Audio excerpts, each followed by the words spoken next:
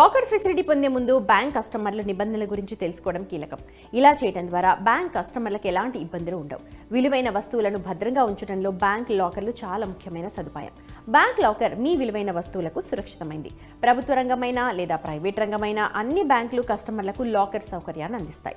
ఇందుకు కొంత ఛార్జీలను బ్యాంకుకు చెల్లించాలి. అయితే మీరు తెలుసుకోవాల్సిన బ్యాంక్ నియమాలు కూడా ఉన్నాయి. ఇటీవల బ్యాంకుల్లో నిబంధనల్లో కొన్ని మార్పులు వచ్చాయి. బ్యాంక్ లాకర్ కోసం దరఖాస్తు చేస్తున్నప్పుడు మీరు బ్యాంక్తో కేవైసీ ప్రాసెస్ పూర్తి చేయాలి.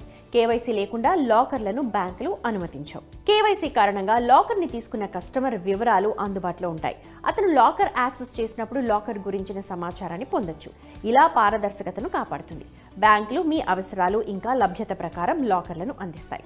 ఇందుకు మీరు మీ అవసరాలకు సరిపోయే లాకర్ని సెలెక్ట్ చేసుకోవాలి. కస్టమర్ లేనప్పుడు లాకర్ను యాక్సెస్ చేయగల నామినీ పేరును బ్యాంకులు తప్పనిసరిగా చేశాయి. దీంతో ఎలాంటి ఇబ్బంది లేకుండా యాక్సెస్ లావాదేవీలు జరుగుతాయి. మీరు బ్యాంక్ లాకర్ కోసం దరఖాస్తు చేసినప్పుడు మీరు లాకర్ రెంటల్ ఛార్జెస్ అర్థం చేసుకోవాలి. లాకర్ రెంటల్ సకాలంలో చెల్లింపు గురించి కూడా స్పష్టంగా ఉండండి. బ్యాంక్ లాకర్ పొందడానికి ముందు మీరు బ్యాంక్తో ఒప్పందంపై సంతకం చేయాలి. ఈ ఒప్పందం తప్పనిసరిగా నాన్ జ్యుడిషియల్ స్టాంప్ పేపర్పై ఉండాలి. ఈ డాక్యుమెంట్లో ముఖ్యమైన షరతులు ఉంటాయి. మీరు దానిని క్షుణ్ణంగా చదవాలి. ఒప్పందం లాకర్ యాక్సెస్ విధానాలు, యాక్సెస్ సమయాలు ఇంకా గుర్తింపుని పేర్కొనాలి. లాకర్ ఎంతకాలం చెల్లుబాటు అవుతుందో కూడా ఉండాలి. మీ లాకర్లో ఉంచిన వస్తువులను రక్షించడానికి బ్యాంకులు అనేక భద్రతా ప్రమాణాలను పాటిస్తాయి. చాలా బ్యాంకులు లాకర్ భద్రతతో పాటు లాకర్లోకి వాటికి బీమాను కూడా అందిస్తూ ఉంటాయి.